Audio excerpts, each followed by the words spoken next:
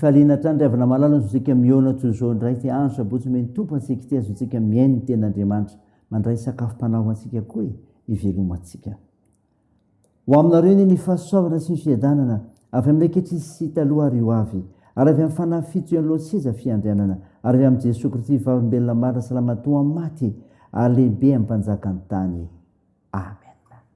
Sabotsy 7 May 2022 vanjinantsika ireo hevitra hoe miasa ao mino ny fanamasina andeha riavana idera sy ankalazan'Andriamanitra isika.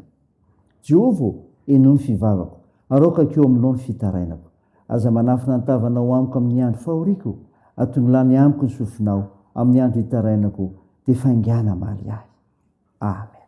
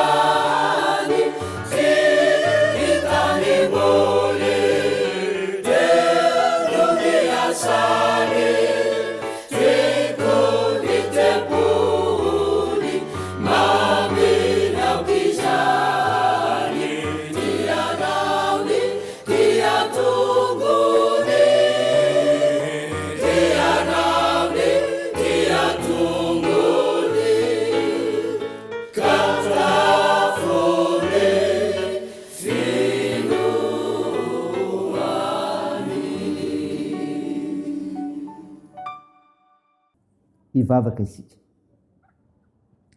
Ry Jesosy tomponay io, nisotranao zay fa miany fiainanay ianao, fa velona trapa aminjeny zay. Mankalaza anao zay, midera ny larinao masiny zay, mame voninahitra anao Andriamanitra atsoto izay. Tompo, mahatsiaro teny zay fa mpanota, ko mandaliko enatrehanao miaiky ny fahatsoanay, mamindrafo anay ary mamela ny elikay. Fa namasino midira, manjakary mesaty anatinay amin'ny fianona amin'ny teninao mamonjy anay. Naran'i Jesosy Kristy anaovanay izany mivavaka izany. Amen. Ny ofinainao antsika amin'ny trinitera avana malala dia hitanao amin'ny boky Asan'ny Apôstôly. Asan'ny Apôstôly toko 7 manomboka ny 4:50 ka hatramin'ny toko 8:1. Mivaky toy izao amin'ny anaran'i Jesosy. Ary nandre izany izy ireo dia lotika ny fony ka nidivazana tamin'izy. Fa Stefana feno ny fanamasina dia nibanjina ny lanitra ka nahita ny voninahitr'Andriamanitra sy Jesosy nitsangana teo ankavan'Andriamanitra. Tena nanao hoe indro hitako ny lanitra misokatra ary ny zanak'olona mitsangana eo ankavan'Andriamanitra. Ary ny olona niantso tamin'ny feo mahery sady nanesy tadiny ka indray nirodana taminy dia nandroaka azy hoe nivelan'ny tanàna ka nitorabato azy. Ary io vavolombelona dia nametraka ny fitafiny teo amin'ny ilan'ny tongotry ny zatovo anankiray atao hoe Saoly. Ary ny olona nitorabato an'i Stefana izay niantso hoe ry Jesosy Tompo, raiso ny fanahiko. Dia nandohalika izy ka niantso tamin'ny feo mahery hoe Tompo, azo atao elona anie izao ota izao. Ary rehefa nilaza zany izy dia nodimandry. Ary Saoly mba nankasitraka namonoana azy koa. Amen. Ray masino, manamasina anay amin'ny fahamarinana ny teninao ny fahamarinana. Amen. Ravana malala ho aminao ny fiadanana ilay Jesosy Kristy taony sy mpamonjy antsika. Ny ofinaina ho antsika nio ka ndranaitsika teo asan'ny apôstôly toko 7 andiny fa 4:10 ka hatramin'ny toko 9:20 tantara milaza ny amin'ny Stefana, ny toram-baton'ny Stefana, nafaty an'i Stefana. Ny olona hiasan'ny fanamasina araka izay voalaza eto no andeha ho jerentsika. Voalaza fa feno fanamasina Stefana ary izany no mampiavaka azy teo anatrehan'ny fitsarany sy ny hetrona. Inona riavana izany?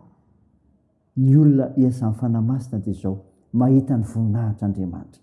Mahita ny voninahitr'Andriamanitra. Noraraotin'i Stefana ny fotoana ny tsarana azy mba ilazana ny afatry ny tenin'Andriamanitra ho an'ireo mpitsara azy.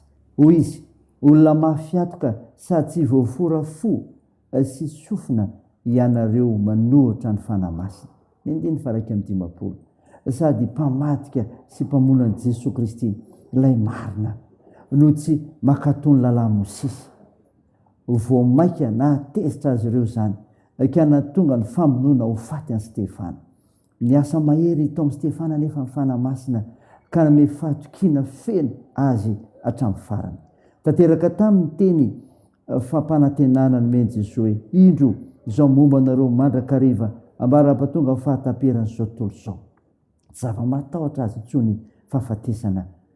Nahita ny voninahitr'Andriamanitra izy sy Jesosy nitsangana teo ankavan'Andriamanitra nitsena azy izy. Ny olona hiasan'ny fanamasina dia izao, vavaka no hamaranana ny fiainana. Izany raha vavaka no mamarana ny fiainana. Raha efa nahita olona niady amin'ny fahafatesana isika dia mety hanontany tena hoe, inona re no tao an-tsainy sy nolazainy farany talohan'ny ialany ainy? Ny an'i Stefana dia vavaka no namarana ny androm-piainana. Ireto zavatra roa ireto no songadina tamin'ny vavaka farany nataony. Ny voalohany dia ny firesahana tamin'i Jesosy mba handray ny fanahiny, izay atsiarovana ny vavaka nataon'i Jesosy teo amin'ny hazo fijaliana. Ary ny faharoa dia ny fangatahany famelan-keloka amin'ny rehetra izay namono azy. Ry havana malala, ny olona isan'ny fanamasina dia izao, mahita ny voninahitr'Andriamanitra ary vavaka no mamarana ny fiainana. Ray izany, say izany, teo n'Andriamanitra ery ny voninahitra. Amen. Hivavaka isika. Tompo, misaotra mofinaina ny menao izay milaza fa ny olona hiasan'ny fanamasina dia mahita ny voninahitr'Andriamanitra ary vavaka no mamarana ny fiainana. Io faharoantenanay ho anao amin'ny fiainana famonjena dia ny finoanan'i Jesosy Kristy sy ny teninao Andriamanitra ary indrindra ny fanekena hiasan'ny fanamasina ty anatinay. Vavaka aminao izay tompo amin'ny tompona anjara rehetra sy ny vahoakanao Andriamanitra hiatrika fampovahana rahampitso izay nehoana fa hiasan'ny fananao masina ny tsiraray. Tompo, mbao ireo manana andraikitra amin'ny fitsaboana, ikaositranareo marary, ampiresinao ireo azony manjo, tohaninao ireo maresokolona ary hovonjenareo mantra sy sahirana. Io ny asa sy fiazakazanay amin'ity indray, mba ny fitahiana amin'ny fiomananay rehetra. Tompo, vangio fiainanay. Vavakay dia teo amin'ny anaran'i Jesosy Kristy mpanafitra, rehefa tsangana tamin'ny matika velona mandrakizay, nampiandrinay ny vavaka manao hoe, ranay eo izay ny an-danitra, ao masinina anie ny anaranao, ho tonga anie ny fanjakanao, atao anie ny sitraponao ety an-tany ho taky ny an-danitra. Meo ny anizy arina sahaza ao anay, ary mamela ny elokay tahaka ny namelanay izay meloka taminay, ary aza mitondra anay amin'ny fakapanahy, fa manafana amin'ny ratsy, fanao ny fanjakana sy ny hery ary ny voninahitra mandrakizay. Amen. Raha izay fotoana ry avana nitsodrana tongotra anao amin'ny anaran'i Jesosy Kristy. Aza matahotra ianao fa momba anao aho. Raha izay mierikerika foana fizaon'Andriamanitra aho, mampahery anao sady mamonjy anao, eny mitantana ny tanakavana amin'ny fahamarinako aho. Amen. Teo an'Andriamanitra irery ny voninahitra amin'ny anaran'ny Ray sy ny Zanaka ary ny Fanahy Masina. Amen.